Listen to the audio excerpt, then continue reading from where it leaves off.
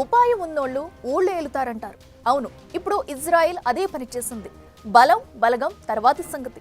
కొడితే దిమ్మ తిరిగి మైండ్ బ్లాంక్ అవ్వాల్సిందే. భారీగా బాంబులు సైనిక బలగం కాదు, శత్రువులు కొట్టాలంటే ఉపాయం కావాలి. అదే ఉపాయాన్ని ఆలోచించింది ఇజ్రాయెల్. ఇరాన్ను అడ్డంగా బుక్ చేసింది. ఇరాన్లోనే తిరుగుతూ వారినే బ్లాక్ చేశారు. ఆపరేషన్ రైజింగ్ లయన్ ఎలా సాగింది? ఇజ్రాయెల్ గూఢాచార సంస్థ మొస్సాద్ చేసిన భారీ సాహసం ఏంటి?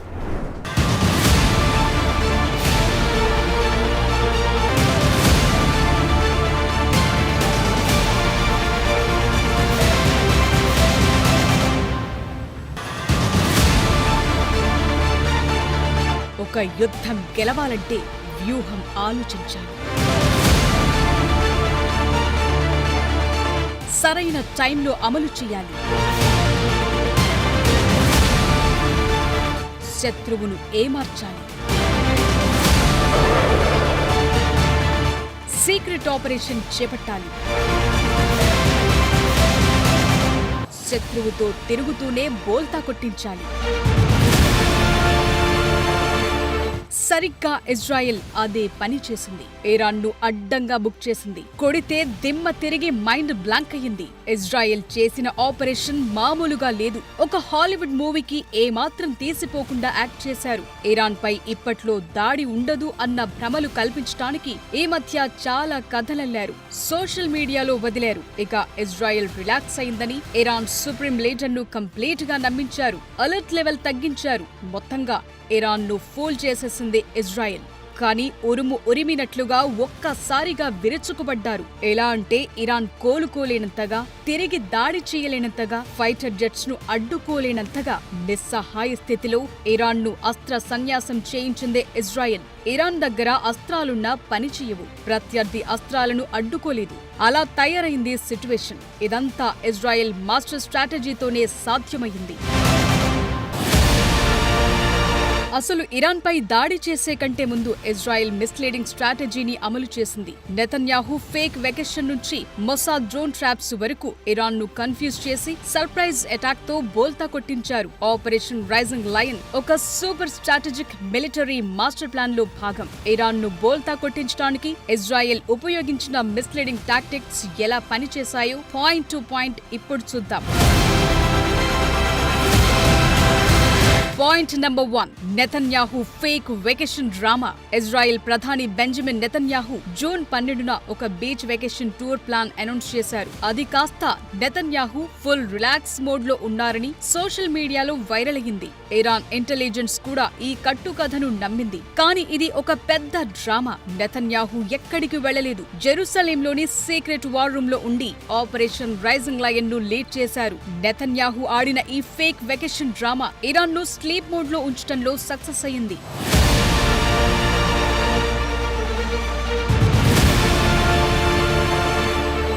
Point number 2, dummy diplomatic talks.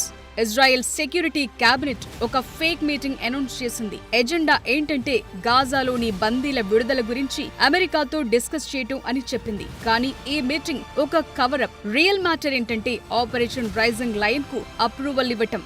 మంత్రులు సీక్రెట్ గార్డియన్ అగ్రిమెంట్ పై సైన్ చేసి ఈ ప్లాన్ లీక్ కాకుండా లాక్ చేశారు. అమెరికాకు కూడా ఫుల్ డీటెయిల్స్ తెలియవు. ఈ డిప్లొమాటిక్ డ్రామా ఇరాన్ ను డైవర్ట్ చేసి వారి డిఫెన్స్ అలర్ట్ ను స్లీప్ మోడ్ లో పెట్టడంలో ఉపయోగపడింది.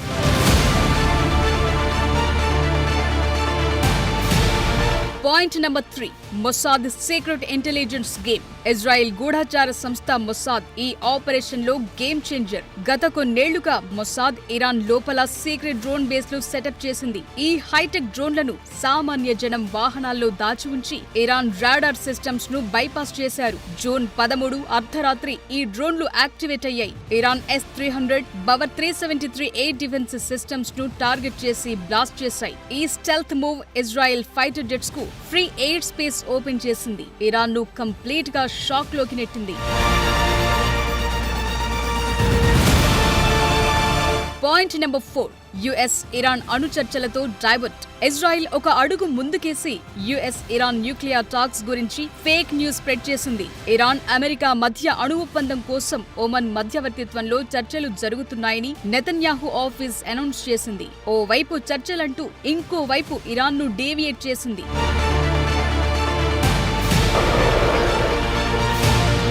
Point number 5, Iran military leader trap. Israel ఒక మాస్టర్ స్ట్రోక్ ప్లే చేసింది. Iran air force top commanders ను ఒక ఫేక్ మీటింగ్ కు రప్పించింది. ఇజ్రాయెల్ సెక్యూరిటీ ఆఫీషియల్ ప్రకారం ఇరాన్ మిలిటరీ లీడర్స్ సమాచారం కలెక్ట్ చేసి వారిని ఇన్ఫ్లుయెన్స్ చేశారు. ఈ ట్రాప్ లో Iran revolutionary guards chief Hossein Salami, military commander Mohammad Bagheri, ఇద్దరు న్యూక్లియర్ సైంటిస్టులు ట్రాప్ లో ఇరుక్కున్నారు. ఈ మీటింగ్ కు వీరు రాగానే టార్గెట్ చేసి హతమార్చింది.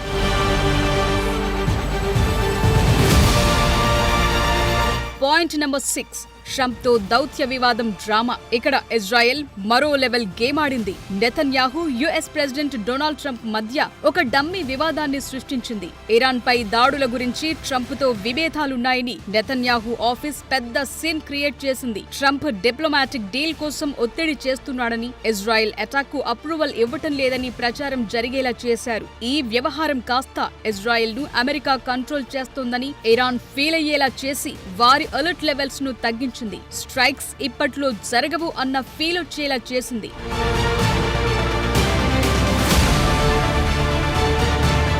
పాయింట్ నెంబర్ 7, సంక్షోభంలో ఇజ్రాయెల్ ప్రభుత్వం డ్రామా.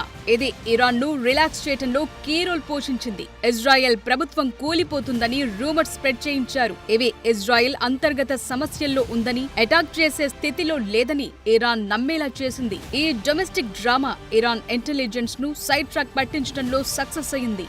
ఒకవైపు ఇజ్రాయెల్లో వరుసగా ఇన్ని పరిణామాలు జరుగుతున్నా ఇరాన్ ఏమాత్రం గ్రహించలేకపోయింది.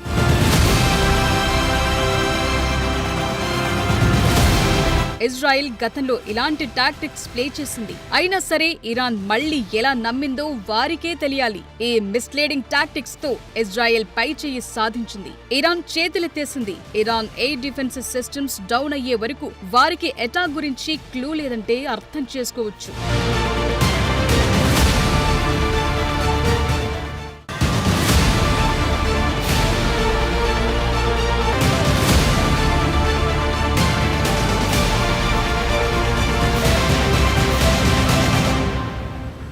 పశ్చిమాసియాలో శత్రు దేశాలను దెబ్బతీయడంలో ఇజ్రాయిల్ మరోసారి తన స్పెషాలిటీని, వ్యూహాల్లో టాప్ పొజిషన్ ఉందని చాటుకుంది.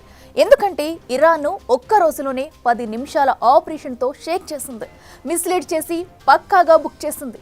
అసలు ఇరాన్లోని వారికి తెలియకుండా తిష్టవేసి డ్రోన్లు యాక్టివేట్ చేసి టార్గెట్లు యాక్సెస్ చేసింది. ఇజ్రాయిలీ గూఢాచార సంస్థ మొసాద్ రిలీజ్ చేసిన వీడియోలో ఏముంది?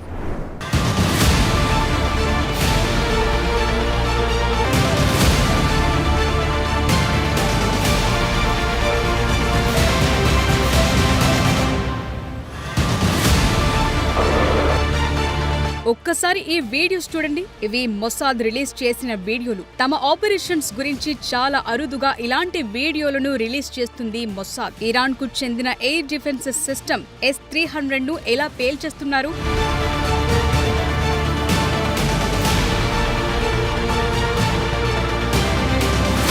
శత్రువు మిసైల్స్ ను అడ్డుకునే ఎయిర్ డిఫెన్స్ సిస్టమే డ్యామేజ్ అయితే ఇక చేసేదేముంటుంది? అందుకే ఇజ్రాయెల్ డ్రోన్లు, ఫైటర్ జెట్లను ఇరాన్ అడ్డుకోలేకపోయింది. Free hand లభించినట్లయింది.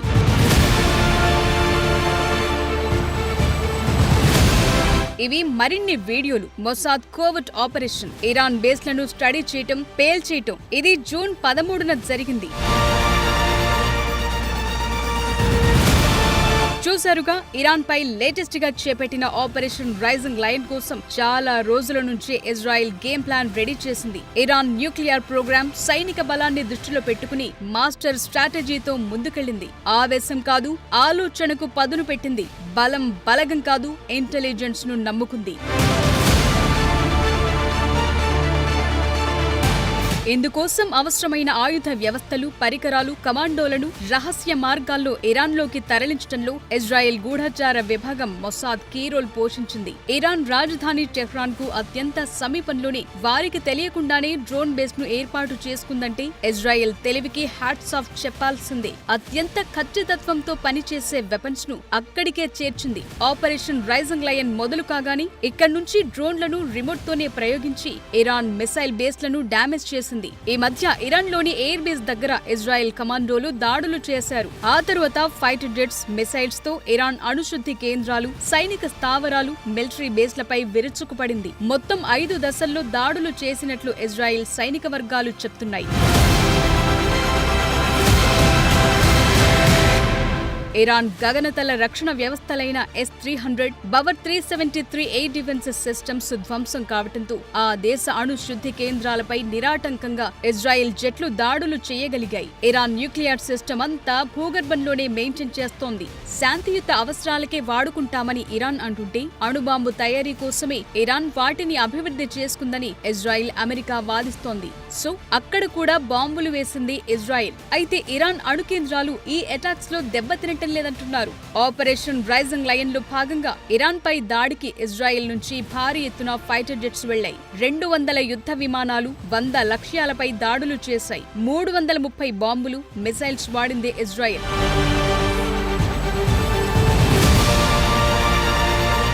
గతేడాది ఏప్రిల్, అక్టోబర్లలో ఇరాన్ పై దాడులకు ముందు కూడా ఇజ్రాయెల్ గూఢచారి విభాగం మొసాద్ కోవర్ట్ ఆపరేషన్లు నిర్వహించింది. 2018లో ఇరాన్ అణు రహస్యాలను ఈ నిఘా సంస్థ సీక్రెట్ గా సేకరించింది. దీంతోనే టెహ్రాన్ అణు ఒప్పందాన్ని ఉల్లంఘిస్తోందని ప్రపంచానికి చూపించింది. 2022లో నిర్వహించిన మిలిటరీ ఆపరేషన్లో ఇరాన్ కు చెందిన 100 డ్రోన్లను ధ్వంసం చేసింది. 2023లో కూడా మొసాద్ తమ దేశంలో ఇలాంటి ఆపరేషన్ నిర్వహించినట్లు ఇరాన్ ఆరోపించింది.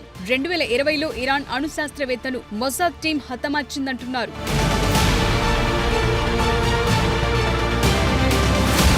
Iran supreme leader Ayatollah Ali Khamenei నివాస సమీపంలోనూ ఎయిర్ స్ట్రైక్స్ జరిగినట్లు తెలుస్తోంది. ఈ వీడియోలు వైరల్ గా మారాయి. ఇజ్రాయెల్ జరిపిన వైమానిక దాడులు Iran military chief Mohammad Bagheri హతమవటంతో ఇరాన్ మిలిటరీ చీఫ్ గా అమీర్ హతామీని నియమించినట్లు ఖమేనీ చెప్పారు. 2013 నుంచి 2023 వరకు హతామీ ఇరాన్ రక్షణ మంత్రిగా బాధ్యతలు నిర్వహించారు.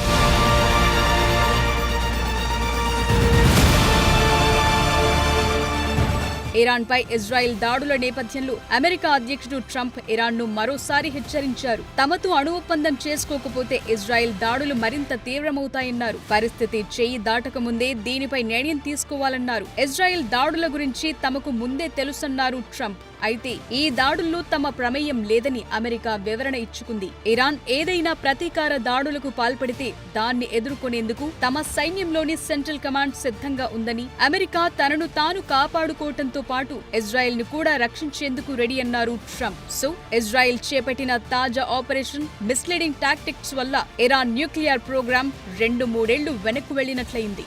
ఇరాన్ తిరిగి 100 డ్రోన్లు, మిసైళ్లు లాంచ్ చేసిన Israel iron dome, David sling systems 99% వాటిని న్యూట్రలైజ్ చేశాయి. ఇరాన్ సుప్రీం లీడర్ ఖమేనీ తీవ్రంగా వార్నింగ్స్ ఇచ్చినా రెస్పాన్స్ పెద్దగా లేకుండా పోయింది. అది ఇజ్రాయెల్ దెబ్బ.